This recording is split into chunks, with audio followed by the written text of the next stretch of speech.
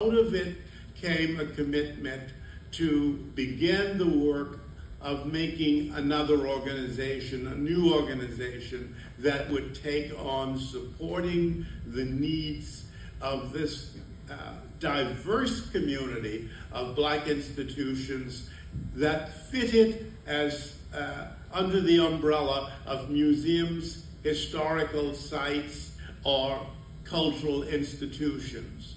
Those were a pretty wide range, from very, very poor organizations to a few that actually had sound budgets and observed general museum protocols. So this mix of organizations all felt compelled to try and take on a new mission. And that new mission became forging an organization that could enhance professionalism, that could give us a clarified sense of mission, and more than anything else could give us a network which allowed us to know and talk to each other. In 1970, when I came to the annual meeting of AAAM, I was new in the profession, and I was looking, frankly, for the leaders that were sensitive to the cause I was committed to, which was Black cultural expression. That person was John Gaither. At that 1970 meeting, which was a few thousand figures from all across the museum universe, the singular voice that spoke for Black communities in a powerful and unapologetic way was that of John Gaither. So John became, in effect, my mentor. Now, there were a few other Black figures there also like myself, and out of that smaller community of people came an effort in 1973 to create a museum organization that was called NAMCO. That stood for the National Association of Museums and Cultural Organizations. Tom Lloyd in New York was the principal person trying to put that together. Both Kennard and I were involved with that effort in some degree, but that effort failed because it was too narrowly constructed and it did not have a base that was wide enough to sustain. Dr. Wright and Dr. Margaret Burroughs had for some while been convening Black museum people and holding them in a conversation. And that work was fused with this effort that came out of the the Association for the Study of Negro Life and History. And Byron Rushing took on the responsibility of forging a grant that would allow that initiative to move forward. With the help of Kennard, that grant got focused heavily towards the National Museum at Smithsonian, and it looked towards finding some support from those sectors to do a series of symposia or sessions that would travel across the nation over roughly a year's course. And those sessions got funded and that work began. Fairly early on in that work, the decision was made to move towards creating a national organization of Black museums and to use the business meetings of those sessions as the planning opportunities for this new organization. So the bylaws and so forth for AAMA were generated by this earlier initiative that had the plus of going to all regions of the country. The previous effort, the NAMCO effort I mentioned, failed in good part because it did not have national reach. This new effort went to every place and therefore gave each region and its prime institutions an opportunity to participate in what bylaws would look like, what missions would be drawn, and what leadership would emerge out of this. This entire set of operations was greatly helped because John Kennard knew the Washington landscape.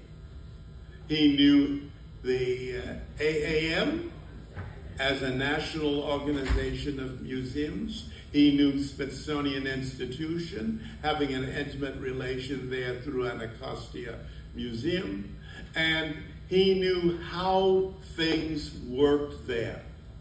He was materially helpful in finding initial funding, which allowed us to get underway. At the end of the series of symposia, which happened in Detroit, the decision was made that the ad hoc committee, which had overseen the process up to that point, decides to make a report that gets accepted as bylaws, and AAMA is created at the beginning of 1978. Over the next decade, it plays a leading role in carrying out a mission of which I would suggest the following were prime points: to build a network across the whole community of Black cultural organizations, especially museum-formatted ones, to create every effort possible to enhance the development of professionals within the museum community, and to help our organizations, wherever they were, to find support in order to flourish. Part of that finding support meant meeting prevailing standards, and we took on trying to do that. AAMA did a museum survey, which was informative to us, and it increasingly became a voice to speak on behalf of this whole community of institutions. Out of all of that emerged some really important leaders for the museum, the Black museum universe. Among those certainly were Rowena Stewart, Harry Robinson, John Fleming, Joan Maynard, just to mention a few, many more than that. Also, there emerged opportunities for another level of development. When the AAMA was first put in place, it was hosted at the Museum of the National Center, and I found Janice Martin, who acted part-time as a first director. She was superseded by Joy Ford Austin and Ronald Sharps, and they did the day-to-day work of keeping this organization together and on track.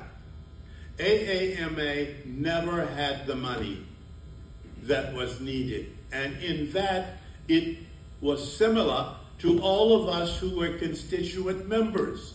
None of us had the money either.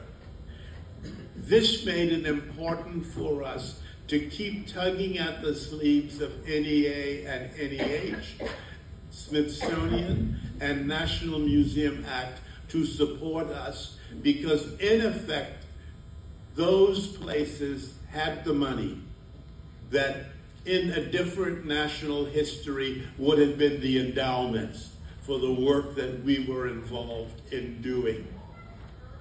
I think when we got to a decade, AAMA had shown itself to have clarity, commitment, purposefulness, and to have found people committed to trying to act on those values. So with that, I would say we come into and disrupted the museum universe, and we have tried to find our own footing within it and to establish the priority of the missions that were meaningful for our publics. We wanted museums that were primarily educational, that were oriented towards the public, and that were truth-telling for the story of Black people, whether in the arts, in history, or wherever.